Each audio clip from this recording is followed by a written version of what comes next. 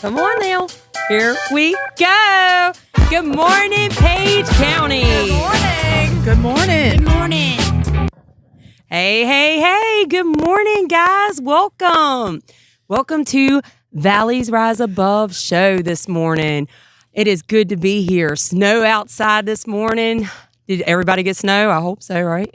I got snow. I got plenty. snow. If you didn't get any, call me. I'll give you some. Up there in that holler, huh? Yes. How it was bad. are you guys? Tell me about your trip in this morning. Well, my car, I prayed before I left. I prayed. And Boy, I was hoping you did because I was over had here stressing. no trouble whatsoever. I didn't think she was going to make it. I was scared for her. I I'm thought not we was gonna going to lie. go pull her out. Yeah, no. I prayed, and that was it. Good. All right. So in like no scare No. coming off a hill. No. Y'all, she lives like in a really it's a really In the holler. steep hill. Yeah. Yeah. Yeah. And had to go up a steep hill also. Well, I mean, the house in general has a bunch of steps going up, so I was scared of that alone. Like if one wrong move and she's Did they a plow goner. the roads at all? Yeah, some of them has been plowed, but I don't think the holler is any rougher than these side streets up here. No, my road hadn't been touched. So you know what I'm saying? The side streets are just as And bad. that's crazy because you're in town. I know. When I hit Stanley, when I hit the town, the roads were clear. Okay. But I Well, mean, all the clear. side roads were bad. Yeah. Wow. Jamie, how are you doing this morning? Doing great. How was your trip up here from Luray? Well, I went 35 the whole way. I heard you saying this morning you didn't know what the road was. Was it like ice on the road? I don't know what it was. I don't know if it was salt or ice. She didn't want to test the waters. No. You know what I do? I just hit the brakes kind of hard and see if I slide. Oh my gosh. Yeah. You actually test it that way. I do. Just because I that way I know if I can go real slow or faster. Wow. But I don't go fast Yeah. when I do it. I'm slow when I going real slow, like maybe 10. Yeah. Just hit the brakes just to know. Yeah. Yeah. It's a scary situation. I mean, you just never know out there. I recommend us not getting on them. You know, Yeah. Well, That's- we got to work though. I know, right? We have to come into work. So Yep. if you do go to get on, make sure you get out there with your little broom. This is what I did yesterday. I went to each vehicle, swept it off, turned them on for a little bit, let the heat get it on. Reverse drive. Just to, I mean, If what we else were can they smart, do? We would have put the wipers up. Yeah, well, Because they you're freeze. asking for too much, Brandy. I know, but I've seen so many people with the wipers up before it even starts snowing. I said, that's You a good did. idea. I've never even thought about that. Yeah. I don't either. Yeah. Did you do that? No, but You're I looking know- at me like, duh. Well, everybody does it, but I don't do it. I don't either. I Pull up on haven't it. seen anybody do it either. Really? No. Oh, yeah. Yeah, so they don't freeze. I have a blanket you put over your windshield before it snows, and then you just pull it off. Did you use that? No. But I have it. Yeah. Man. I did enjoy my day off though. Yeah, the day off. Let's talk about that. Oh, I've rested. Now, me and Cookie did a little, we cooked a little bit, and I made some potato candy last night. We attempted Wow. to cook. Nibbled on that. And we watched some good movies and just. Cookie stayed is warm. Angie's aunt. Angie lives with her aunt as she's getting back on her feet and rebuilding her life and Yes. recovery here. So what did y'all She's do? awesome.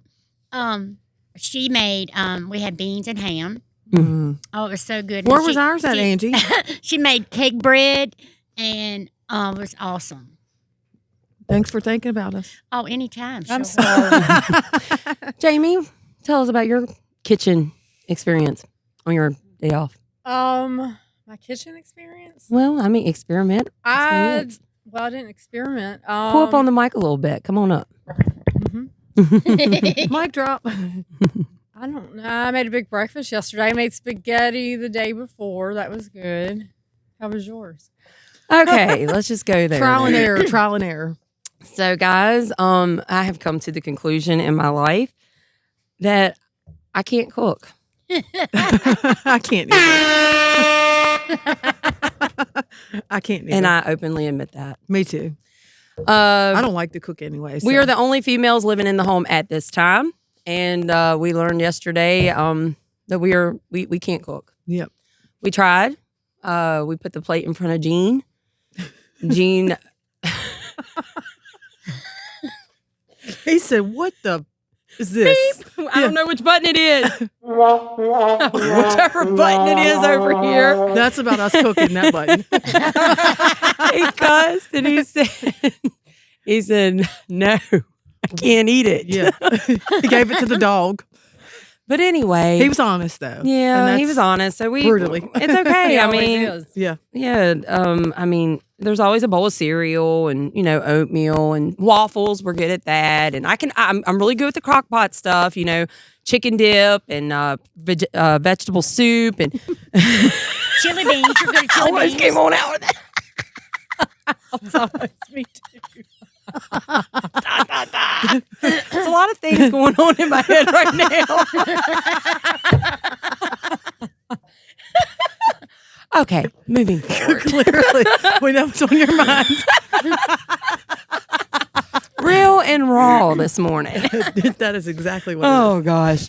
All right. So, anything else, Angie, before we go into story time here? Well, it's not really story I'm time. But, excited to hear it. Let's go into it. all right. Well, let's go into it then. So, of course, we have asked the community on what you want to hear. We have got feedback from the community. And a lot of you guys are wanting to know more in depth about our stories, individual stories. So I am going to tell you guys a little bit about my personal story. A lot of you guys followed me back years ago when I was on my sobriety journey trying to get my girls back. And it was one big crazy ride. I'm going to take a drink of my drink.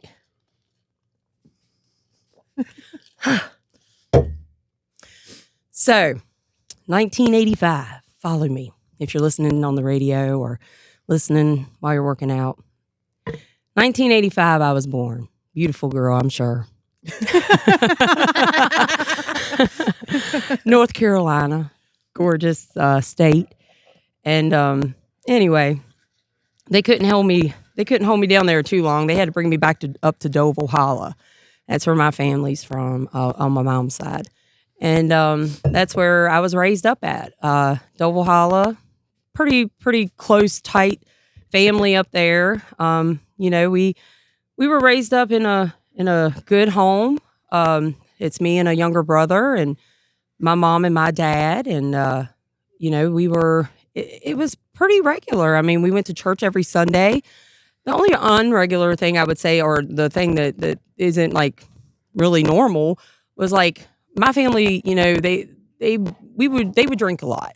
Back then, and we would go to church, and they would go to church, and I just remember sitting there like on Saturday nights. A lot of our family would drink, and they would be at church Sunday morning. It was kind of a lot of confusion back then. Like it was like expected to go to church. That was a every Sunday thing, and I remember thinking, this is weird. Like, why does everybody drink and then go to church? And it wasn't only like my type family. It was like just in general. So church was just expected back then. You just go no matter what. And I remember being little and confused about that. So I never really believed. Growing up, it was just normal to go to church. But I never really listened, never really believed, never searched, did any soul searching at all. It was just made to go to church. And as I grew, I started experiencing young into sex and weed and, drinking and just the things that, I'm around. I don't know if a lot of people are around at that age, but I was around at that age. And I got pregnant at a young age. I got pregnant when I was 15. I was just getting ready to turn 16 years old. And, we were in a family where the outside of our family, we had to look a certain type of way. Like, you needed to get married, you had to look a certain type of way, but the inside of the family might have been a little rotten. You know what I mean? But the outside had to look a certain part. So, my younger years, I don't remember a lot of, which is, it's kind of odd. I'm looking into some counseling. I'm going to counseling now over that. We're looking into some things to do to try to remember my younger years. But around 15 years old, I got married. And I was married for 17 years to that man, which was the father of both my children. But my first child that I was pregnant with, I I got married when I was 15, and I ended up having a miscarriage when I was 16.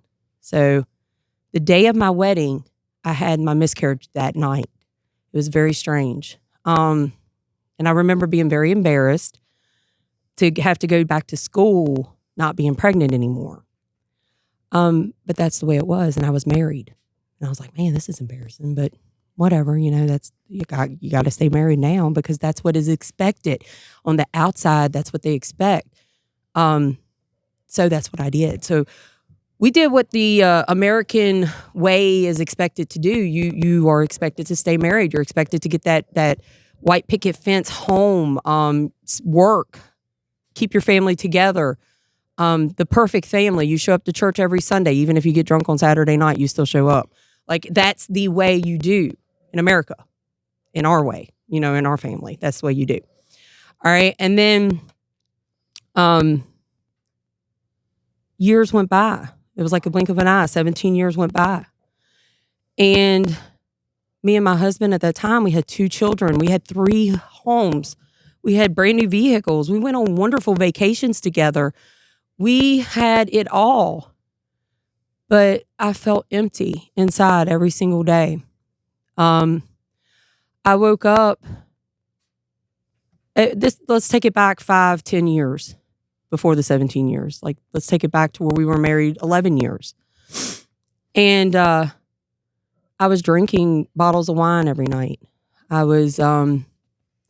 remember not wanting to live. I remember being sad. I remember just feeling empty. It was an empty thing going on in me. But I still kept it together. Every day I got up. I went to work. I did my motherly duties. I made sure my kids went to church in their matching outfits. I made sure that everything was good on the family side.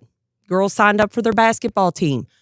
They were on the Tiger, my oldest Tigers team in Stanley, or, my youngest was cheerleaders, whatever the case.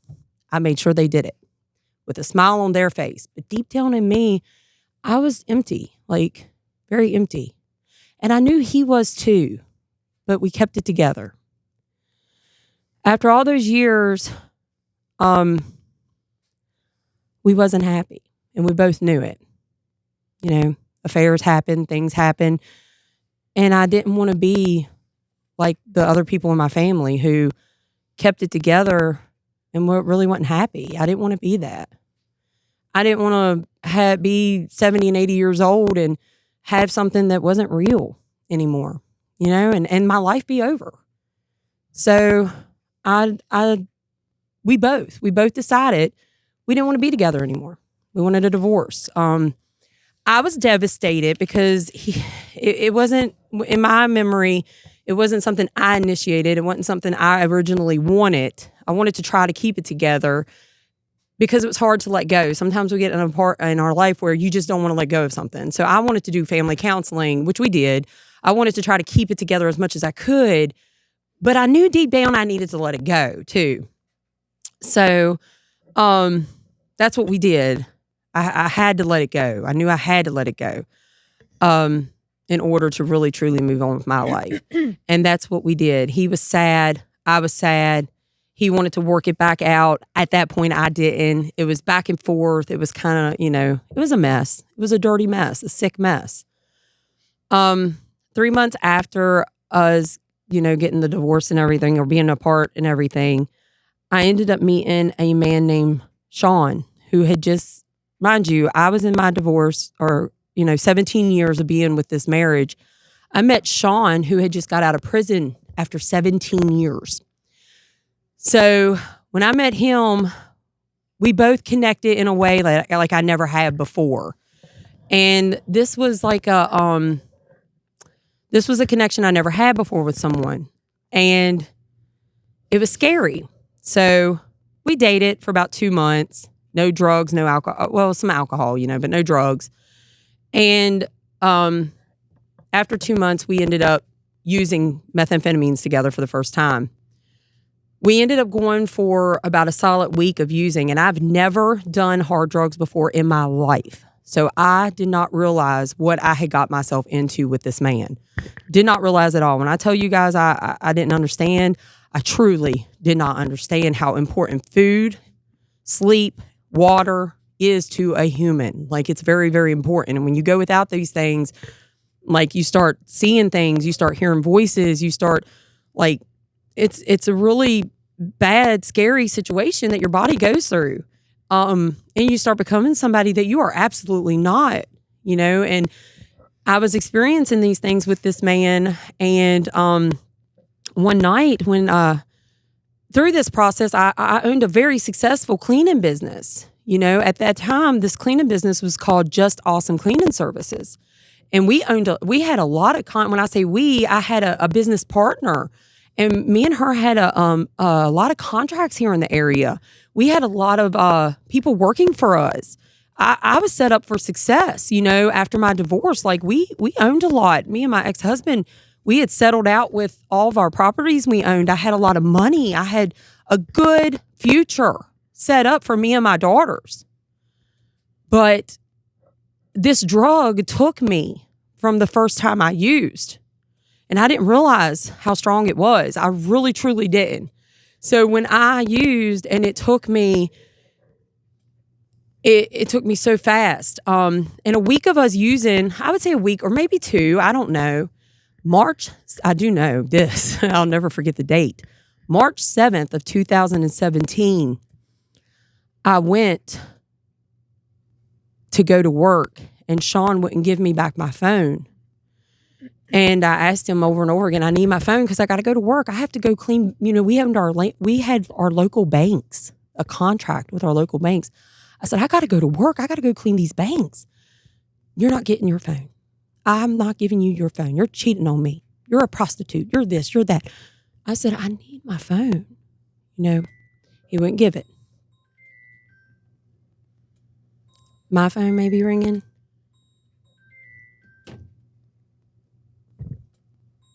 One moment, please. We're trying to figure it out. Okay. It's okay. Yes. So he took my phone, I tried to take my phone, and Sean ended up snapping on me, and he ended up hurting me very, very bad physically that night. He took me down very badly. I have to watch how I word things on these podcasts, because if I word them in a way, they can take our show away for a few weeks, and they can ban us from you guys. So I have to watch it very carefully. But I will say this: Sean almost took my life that night. It's the grace of God that I'm still here at this table to be able to tell you all my story, and that is the truth.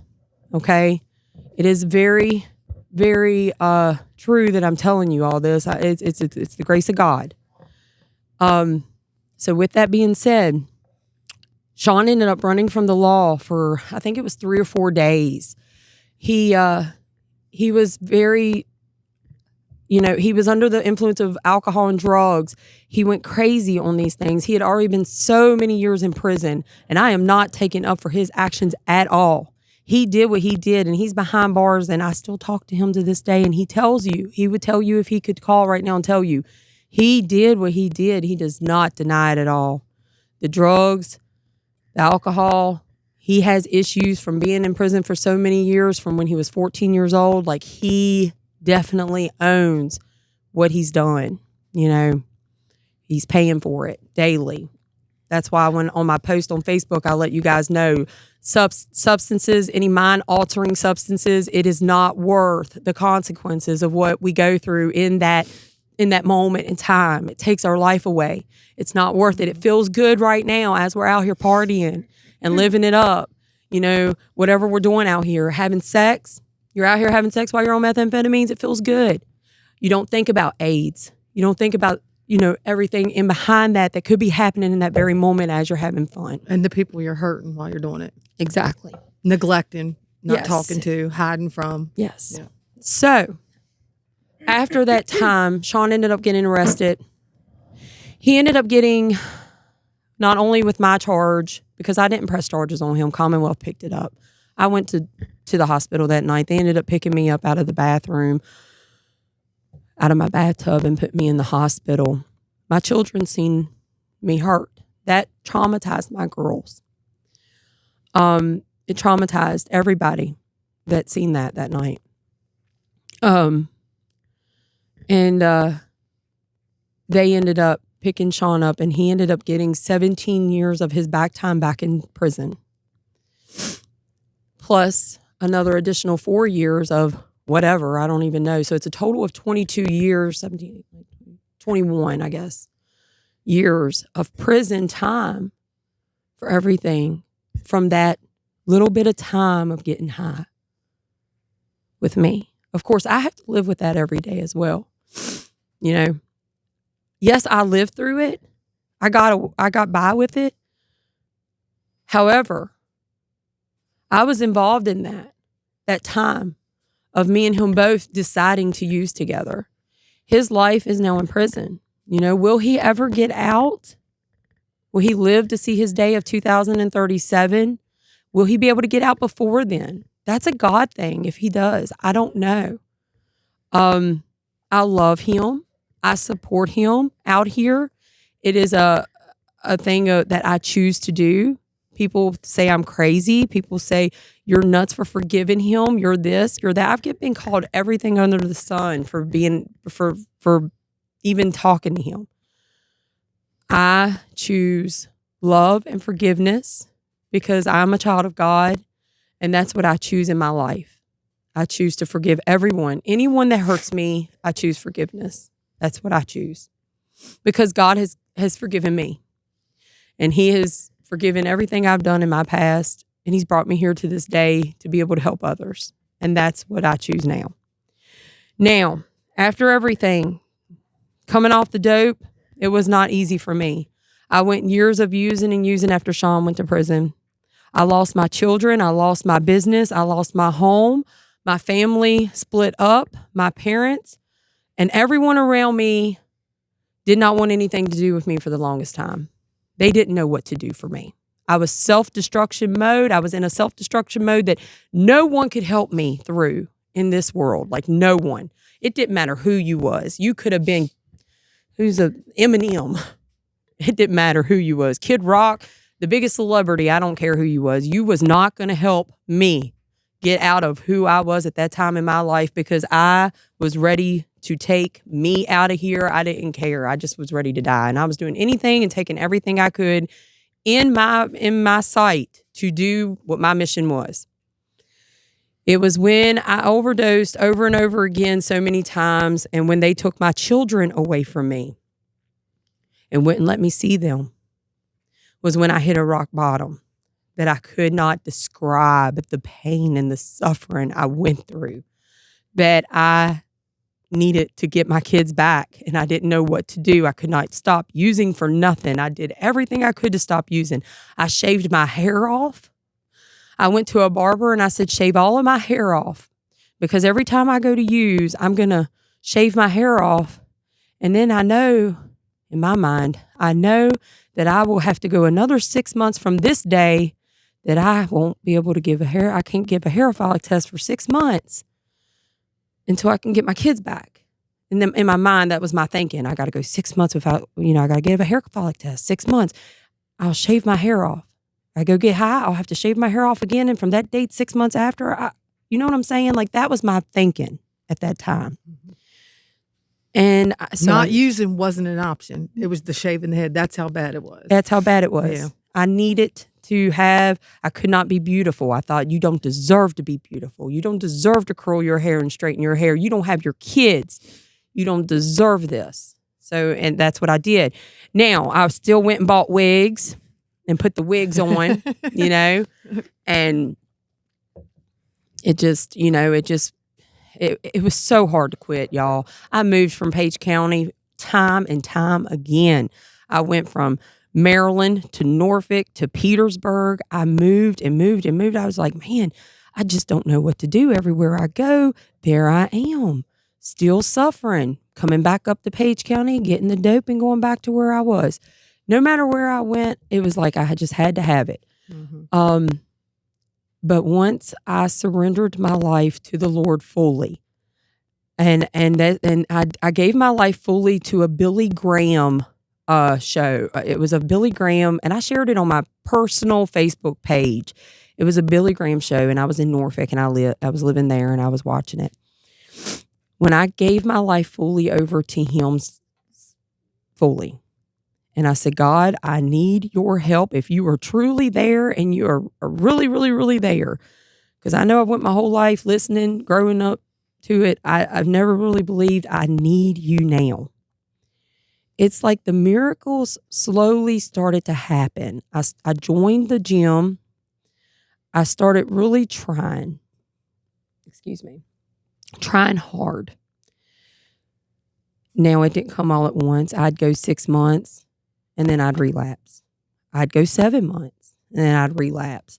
But the thing about it is, the 6 months I went sober, I come back up here and I got my girls back. I was so happy. I left court that day. I was so happy. Got my girls back. And I called them when I left court that day and I was like, all right, I'm coming to get y'all. Y'all be ready. And my oldest was like, you think it's going to be that easy? Us just jump in the car and go with you? See, I'd already went so long without seeing them kids.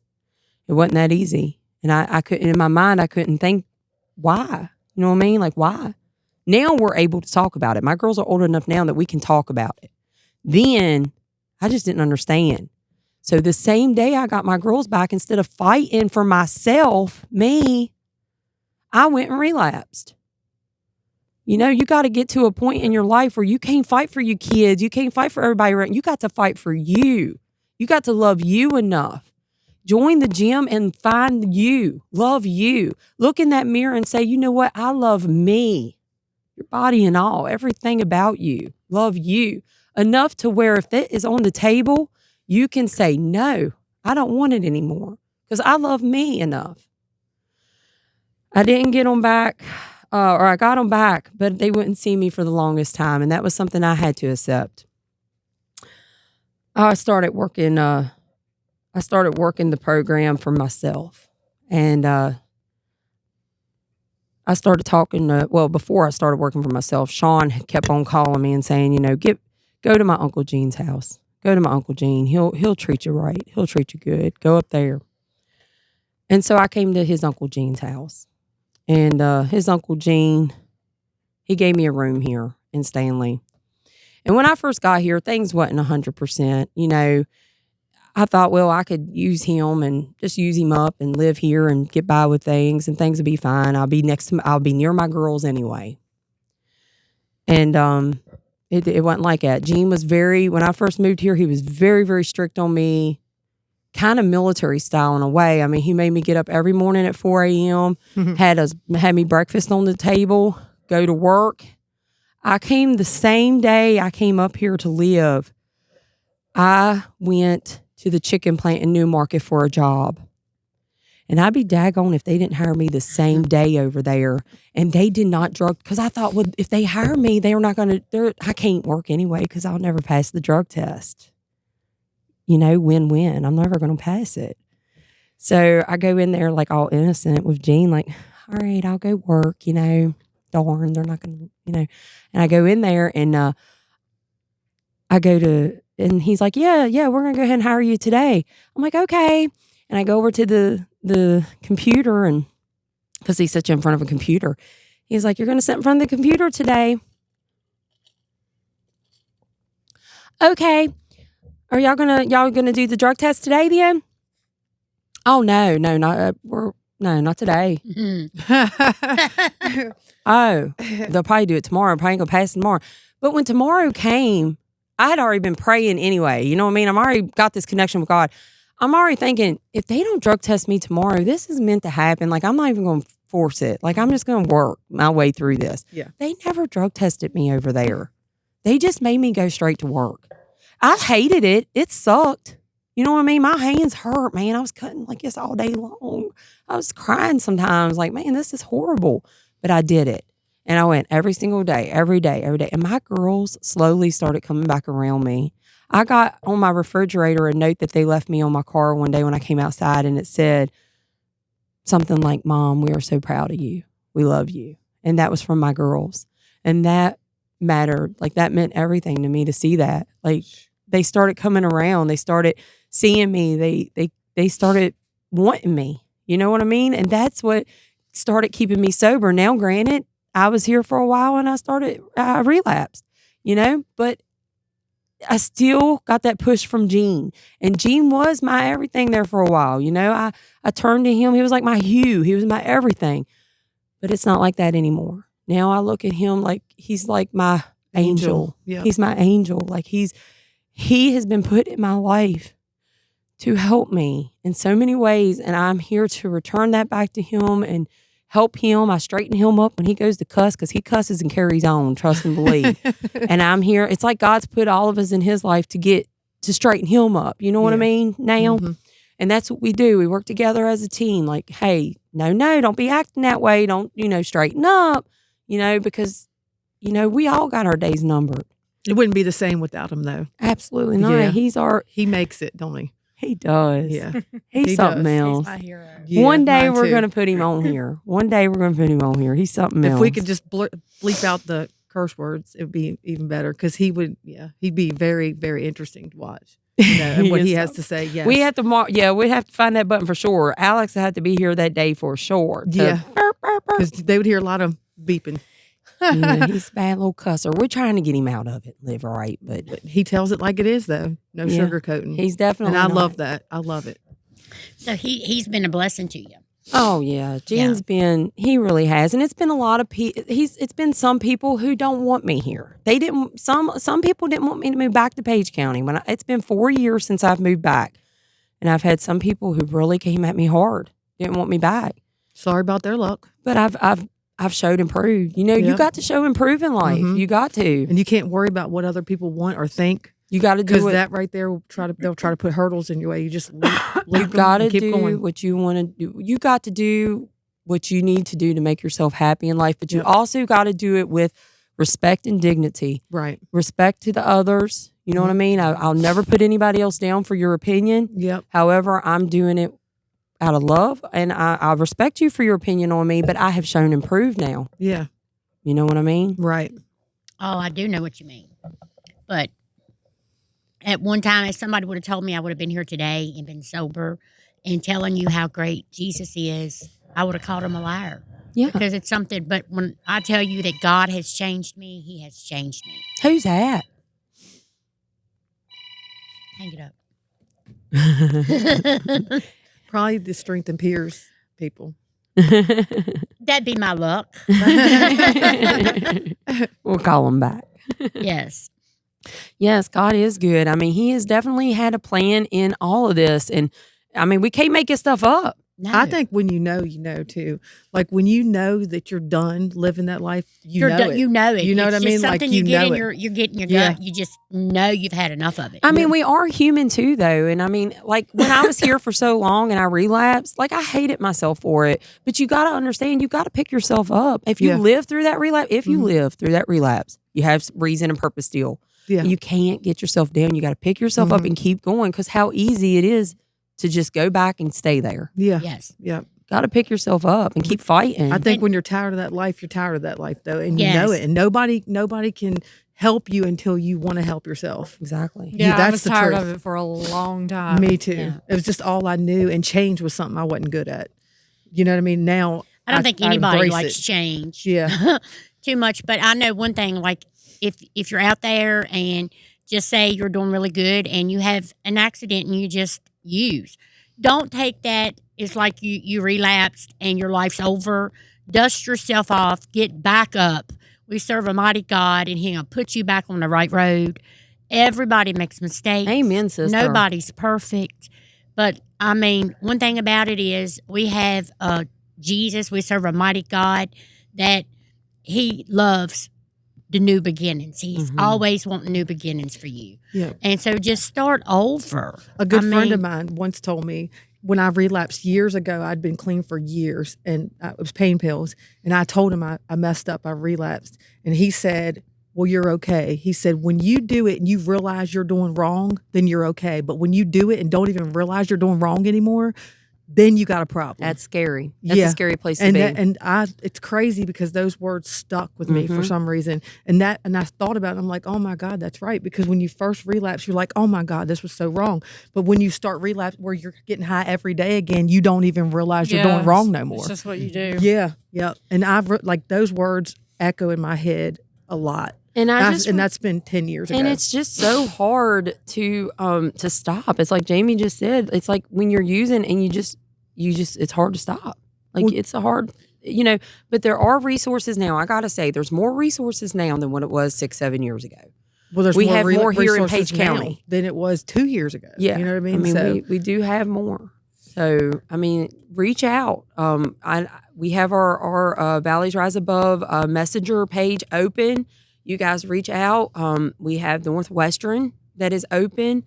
Reach out when you're ready to start this journey. Reach out.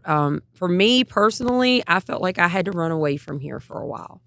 But I had the funds, like I said in the beginning of my story, me and my ex-husband, we had houses that we sold.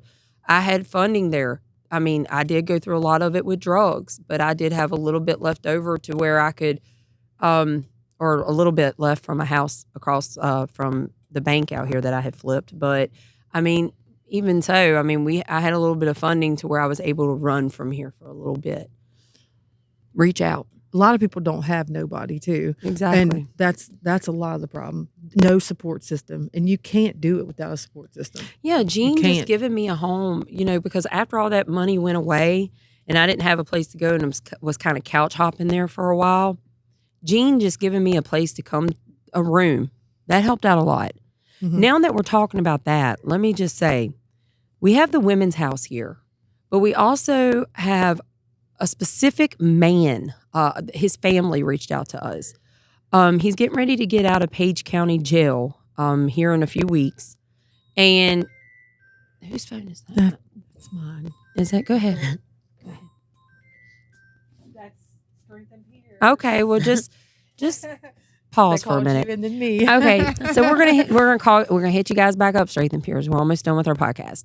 A specific gentleman is getting ready to get out of Page County Jail. He does not want to go back into the home situation that he came from because his family, some of them do have pain medication into the home because they have pain. They have some issue, some pain. So whatever. So therefore, he doesn't want to go back and live at this home. He is asking us to do like Jean done for me. Is there a room, a bed, a church maybe that has some strings that they can pull for this guy to be able to stay at just long enough for him to get on his feet and get a place and get his own home? Yes. So if you guys are able to help him in any way, please reach out. You can do text or you can call me at 540-244-6065 and we can link you guys up to his family. And this can be a really good thing. Look at it like this. His only trouble has been with his addiction. With drugs. So it's not no violent offender. It's not anyone who, has any type of other charges. This is a man who has only been in trouble for drugs. And therefore, that goes to show that he is, he's a recovering addict who doesn't want to go back into the situation he's come from. And he's a sweet boy. I call him a boy because he's a lot younger than me, but he's a sweetheart too. I've known him since he was little. Yeah. So he is, yeah. Yeah. All right. Some of the things that we have coming up. Graduation is obviously canceled for today for the graduates at Recovery Court. Hopefully we'll be picked up. Jamie. I know. Where's the button? Recovery. So I love that. Yeah, that score button sounds like something that Pimp Daddy or something. Who? Or like Daddy. No, somebody. Daddy. Is that Hot Daddy? No, we don't know somebody. She said Pimp Daddy. We don't know who he is. Who is it? Little man with dreads. Who is it? Kobe Bryant. Somebody's getting ready to rap us a He's not song. little. Somebody's getting ready to rap us He's a bald. Y'all, it sounds like somebody's getting ready to rap us a song with that. Who is it? Lil Wayne. Yes, Little Wayne. Oh. Or Ludacris. Okay. Anyway. We're just guessing on Pick one. the rappers. January 14th. Graduation. I think so. We now do the clapping button. Yay! Celebrate Recovery every Monday night at 6:30, and that is on Main Street in Luray. Free Indeed every Tuesday night at 6:30. It is canceled tonight because of the snow, and that is behind Kite Store, First Church on the right-hand side. 23 West Main is at noon, and that is every day at noon at 23 West Main. Announcements for sobriety. Anybody who has a sobriety date, please send your name and sobriety date to Angela Byard. Woo! We